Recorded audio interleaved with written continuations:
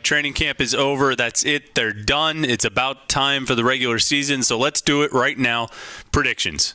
Let's lay down the prediction for Pitt 2016. Here we go. First assumption, though, we're going to operate on the assumption, and I think it's a fair one, that this team, this 2016 Pitt football team, is equal to or better than the 2015 Pitt football team. And I think you can get on board with that. Yes, they lost Tyler Boyd, but they've got a senior quarterback. They have a better offensive line, better running backs, should have an improved pass rush.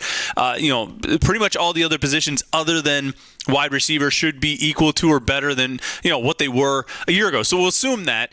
And then we'll do what we've done before, and we'll compare to last year. So let's go through the schedule, predict the record. Here we go. Villanova and Marshall. All right, that's your Youngstown State and your Akron. Marshall's better than Akron, but the game's played at home. And let's be honest, you should win those two games, all right? So 2-0.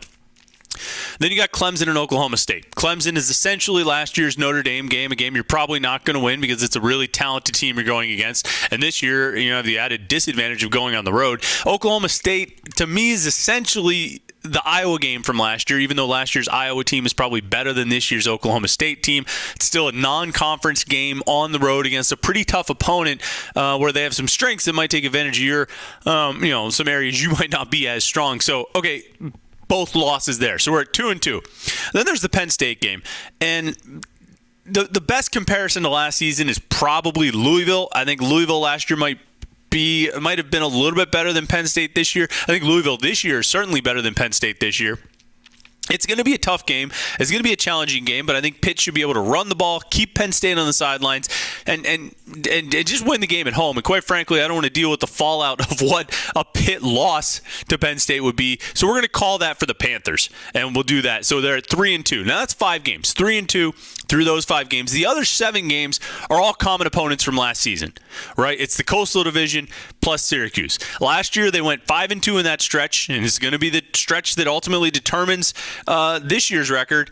And I think that this year they go 5-2 in that stretch. I think they beat Syracuse. I think they beat Virginia Tech. I think they beat Virginia. I think they beat Duke. And I think they beat North Carolina. I think finally, for the first time since Pitt joined the ACC, in 3 years of being right on the edge, I think they finally beat North Carolina and get over the hump. But that means, of course, that they would have losses at Miami and to Georgia Tech. The Georgia Tech game proving once and for all that you don't change your uniform logo before you play Georgia Tech. So that's what I see. 8-4 wins against Villanova, Penn State, North Carolina, Marshall, Virginia, Virginia Tech, Duke, and Syracuse. Losses to Oklahoma State, Georgia Tech, Miami, Clemson. Puts them at 8-4 overall, 5-3 in the ACC, probably second or third in the Coastal, and overall, pretty decent season.